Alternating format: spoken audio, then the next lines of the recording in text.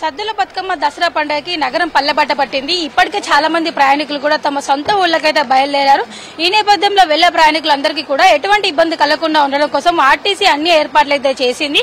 అయితే నగరంలోని పలు ప్రధాన బస్ స్టాపులన్నీ కూడా ప్రయాణికులతో గిటగిటలాడుతున్నాయి. నిన్నటి నుంచి స్కూల్స్ కి సెలవులు ఇచ్చారు. అలాగే ఇటు కాలేజ్ స్టూడెంట్స్ కూడా అందరూ ఒకేసారి తమ ఇళ్లకైతే పయనమయ్యారు. దీంతో అన్ని బస్ స్టాపుల్లో కూడా రద్దీ కనిపిస్తుంది. అయితే ఈ రద్దీని దృష్టిలో పెట్టుకుని అధికారులతో ప్రత్యేక బస్సులు నడిపిస్తారు.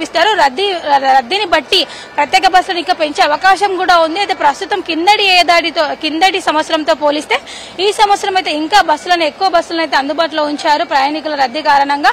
అలాగే తిరుగు ప్రయాణం చేసేటప్పుడు కూడా 5-6 తారీఖు వరకు కూడా బస్సులు అయితే ప్రత్యేక బస్సులు అయితే అందుబాటులో ఉన్నాయి. అలాగే వెళ్లేటప్పుడు అక్టోబర్ 20 నుంచి నిన్నటి నుంచి చూసుకున్నట్లయితే కూడా నిన్నటి నుంచి ప్రత్యేక బస్సులు అందుబాటులో ఉన్నాయి.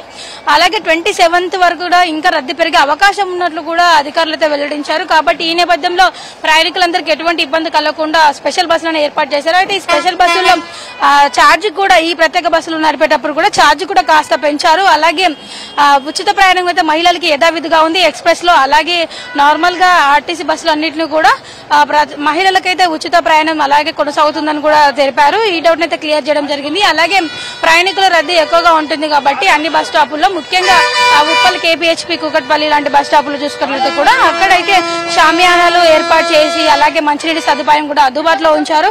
సో మొత్తానికి చూసుకున్నట్లయితే కూడా ఇటు స్పెషల్ బస్సులు అలాగే ఎటువంటి ఇబ్బంది కలగకుండా అన్ని ఏర్పాటు చేయడము, అలాగే అన్ని బస్ స్టాపుల్లో హెల్ప్ డెస్క్ కూడా ఏర్పాటు చేసి minute to minute A bus ఎక్కడికి వెళ్తుంది, ఎన్ని బస్సులు ఉన్నాయి ఒక రోజుకే, అలాగే రద్దీని బట్టి ఇంకా బస్సుల సంఖ్య పెంచే విధంగా కూడా అధికారులంతా అప్రమత్తం అయ్యి హెల్ప్ డెస్క్ కూడా ఏర్పాటు చేశారు. సో ఏ డివిజన్ కి ఆ డివిజన్ కూడా హెల్ప్ డెస్క్ ఏర్పాటు చేసి అన్ని ప్రధాన బస్ స్టాపుల్లో కూడా మొత్తానికైతే అన్ని ప్రధాన బస్ స్టాపుల్లో కూడా అధికారులంతా కూడా ప్రయాణికులందరికీ కూడా ఎటువంటి ఇబ్బంది కలగకుండా అన్ని ఏర్పాట్లు అయితే చేయడం జరిగింది. ఇప్పటి వరకు కూడా ఫ్లోటింగ్ ఎక్కువగా ఉంటుంది నగరంలో.